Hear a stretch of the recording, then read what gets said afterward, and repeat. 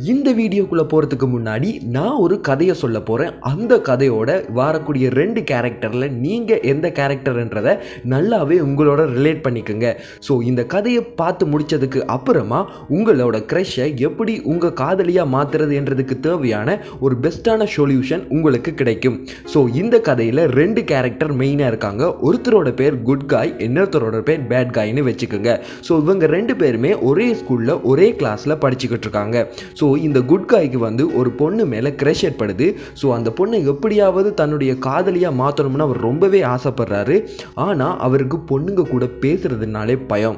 அந்த பொண்ணுக்கு கிட்ட போனாலே அவருடைய நெஞ்சு படப்படுத்து அவரோட காலெல்லாம் நடுங்க ஆரம்பிச்சிடும். பிகாஸ் அந்த பொண்ணுக்கிட்ட போய் ஏதாவது சொல்ல போய் அந்த பொண்ணு தன்னையை ஹேர்ட் பண்ணிருமோன்னு சொல்லி அவர் ரொம்பவே பயப்படுவார்.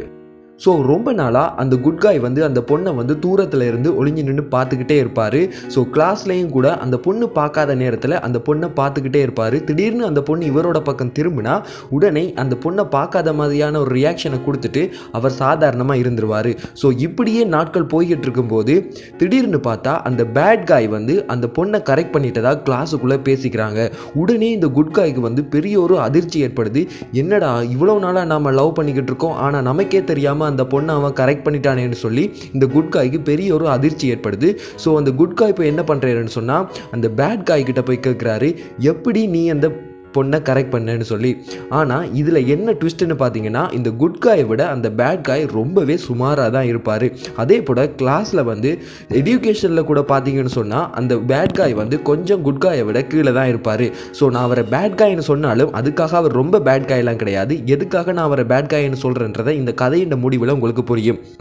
ஸோ இந்த குட் காய் போய் அந்த பேட் காய் கிட்ட அப்படி கேட்கும்போது அந்த பேட் காய் சொல்கிறாரு, நீ ஒரு விஷயத்தை நல்லா புரிஞ்சுக்கோ, ஒரு பொண்ணை கரெக்ட் பண்ணணும்னா உனக்கு 4B அதை பற்றி தெரிஞ்சிருக்கணும்னு சொல்கிறாரு. உடனே அந்த குட் காய் கேட்குறாரு 4Bனா என்னன்னு சொல்லி. ஸோ இந்த 4Bனா என்னன்னு சொன்னால் be unique, be fearless, be confident and be direct.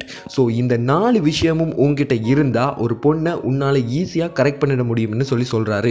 So இந்த 4 குவாலிட்டிஸ் என்னன்றதை பார்க்கலாம். ஸோ இந்த பி யூனிக்ன்றது மற்றவங்க மாதிரி நாம் இருந்தோம்னா என்றைக்குமே நம்மளால் ஒரு பொண்ணை இம்ப்ரெஸ் பண்ண முடியாது. ரொம்பவே யூனிக்காக இருக்கிற பசங்க தான் அல்ஃபா மேல்ஸ். ஸோ அவங்களால தான் ஒரு பொண்ணை இம்ப்ரெஸ் பண்ண முடியும். நீங்கள் எந்த அளவுக்கு யூனிக்காக இருக்கீங்கன்றதை பார்த்துக்குங்க. யூனிக்னா எல்லாத்துலேயுமே யூனிக்காக இருக்கணும். நீங்கள் பேசுகிறது ஒரு தனி ரகமாக இருக்கணும், நீங்கள் வியர் பண்ணக்கூடிய ட்ரெஸ் ஒரு தனி ரகமாக இருக்கணும், உங்களுடைய பிஹேவியர் ஒரு ஸ்டைலாக இருக்கணும். ஸோ நீங்கள் எல்லாத்தையுமே மற்றவங்களை பார்த்து காப்பி பண்ணாமல் யூனிக்காக வச்சுக்கோங்க. ரெண்டாவது என்னென்னு பார்த்தீங்க சொன்னால் பி கான்ஃபிடென்ட். நான் எல்லா வீடியோலையுமே சொன்னது தான், உங்ககிட்ட போய் பொண்ணுங்க கிட்ட போய் பேசுகிறதுக்கு உங்ககிட்ட எந்த விதமான கான்ஃபிடென்ட்டுமே இல்லைன்னா உங்களால் கடைசி வரைக்கும் காதலை ஜெயிக்க முடியாது. மூணாவது விஷயம் என்னென்னு பார்த்தீங்கன்னு சொன்னால் பி ஃபியர்லெஸ்.